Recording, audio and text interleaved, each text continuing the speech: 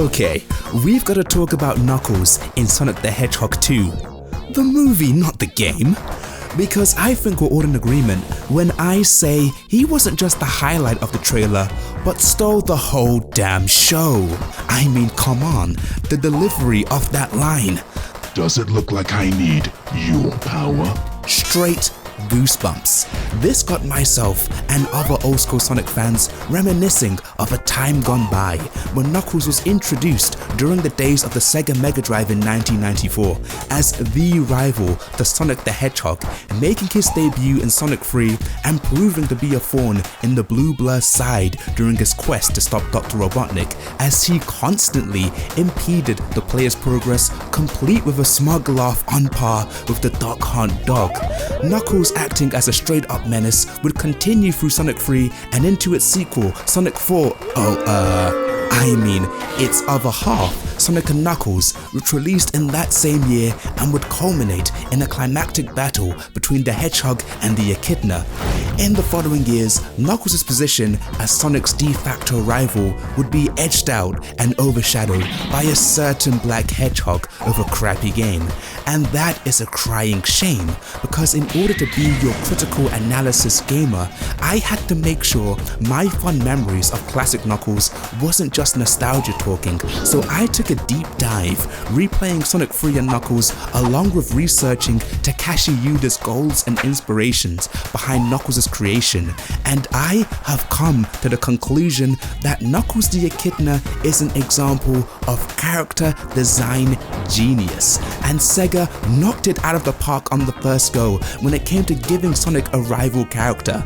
And this goes beyond Sonic is blue and Knuckles is red, whoa, opposite colors, as in this video I am going to go into the genius ways Knuckles works as a parallel to Sonic, from the meaning behind his iconic design to his powers and abilities, the philosophy behind his personality and his character arc in his first two games, and how all these factors worked to create the perfect rival to Sonic the Hedgehog. Let's get into it. You're locked into The Cage. Knuckles the Echidna, a red rival for the Blue Blur. So, did you ever notice that Sonic is blue and Knuckles is red? Okay, bear with me here, as this strikingly obvious difference in their design has multiple layers to it. Firstly, making Knuckles red was just a logical design choice, as when he is compared to Sonic and Tails, the three of them have color schemes matching the three primary colors of red, blue and yellow, making Knuckles a natural aesthetic fit for the original Team Sonic trio. Now here is where things get interesting. You see, Sonic and Knuckles having opposite color schemes actually has some links to ancient Japanese mythology, taking inspiration from the horned folklore demons known as Oni, which are often depicted in pairs of red and blue. In modern media, this is known as the red Oni, blue Oni trope, wherein artists will depict characters having opposing personalities or philosophies by giving one character a red color scheme while the other has a blue color scheme, as a form of visual storytelling. Other notable examples of this trope in video games can be seen in Devil May Cry, Kingdom Hearts, and even Super Smash Bros, because actual Fire Emblem lore be damned. In the case of Sonic and Knuckles, this makes perfect sense, as Knuckles was designed to contrast Sonic in order to be a compelling rival character for him, with their personalities reflecting opposite elements, with Sonic being that of the wind, as he is a free spirit, not tied down by any responsibilities. Meanwhile, Knuckles represents a mountain, as he is stubborn, rigid, and tied to Angel Island as the protector of the Master Emerald. We often see these opposing personalities on display, as Knuckles is portrayed as aggressive and short-tempered, while Sonic has a calmer, more easygoing personality. Now, for a more obscure design point, showing just how far Sega went in making Sonic and Knuckles visual opposites, you may have noticed that Knuckles' shoes have Legos on them, meanwhile Sonic's shoes don't have Legos. Okay, seriously, you see the symbol on Knuckles' chest? No, that is not the result of a Nike sponsorship that fell through. That symbol is actually supposed to represent the moon. Meanwhile, Sonic's round stomach is supposed to represent the sun, as these two celestial bodies represent opposite times of day. But an extra detail that makes this fun fact even more interesting is that on Knuckles' character bio in Sonic Jam, one of his dislikes is strong sunshine.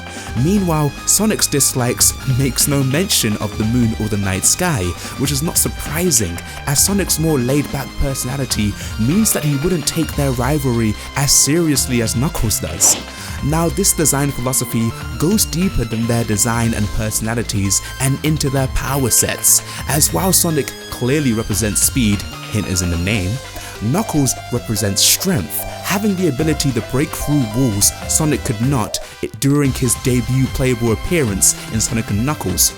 Tying this segment up in a neat little bow, the aim to have Sonic & Knuckles be parallels can be seen within the logo of Sonic & Knuckles itself, which poses more than a passing resemblance to the yin and yang symbol found in ancient Chinese philosophy, which is a philosophical concept that describes how opposite or contrary forces can actually complement each other, which I find summarizes the relationship between the blue hedgehog and the red echidna pretty well.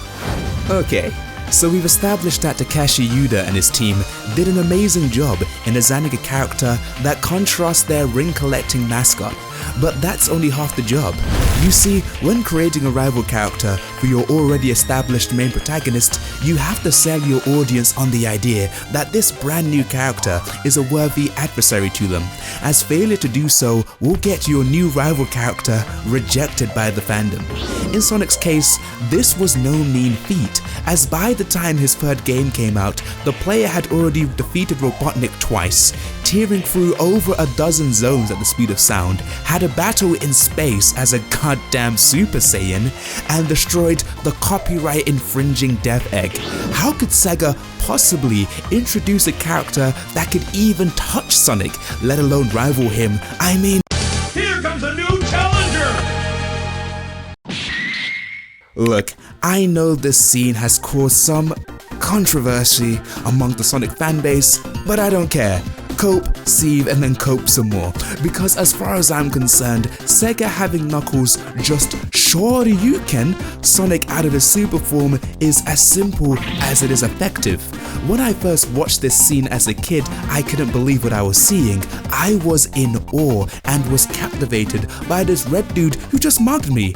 I wanted my revenge. I wanted to know what his deal was. I was obsessed. Not to mention, the developers killed two birds with one stone here, as not only was it an effective introduction to Knuckles, but it also served as a gameplay reason as to why you just couldn't use the Chaos Emeralds you collected in Sonic 2 and just blitz through Angel Island as Super Sonic. Knuckles' design and action sparks natural curiosity within the player, as by looking at his proportions, we can see that he looks similar to Sonic in the same way Tails does. And after finding out he was tricked by Robotnik to fight Sonic, this makes so much sense, as after being defeated by one and then two animal, human, mutant things? Sonic lore is weird. The Mad Doctor would go for the if you can't beat him, join him route and recruit one of his own. You see, that 300 IQ and PhD ain't just for show.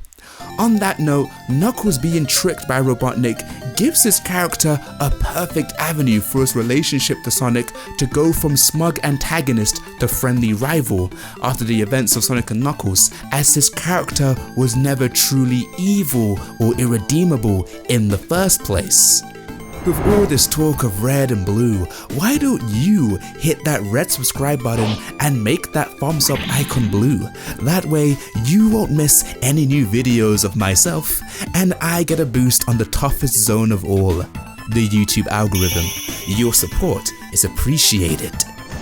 Just making this video has made me even more excited to see Knuckles done justice on the big screen in April.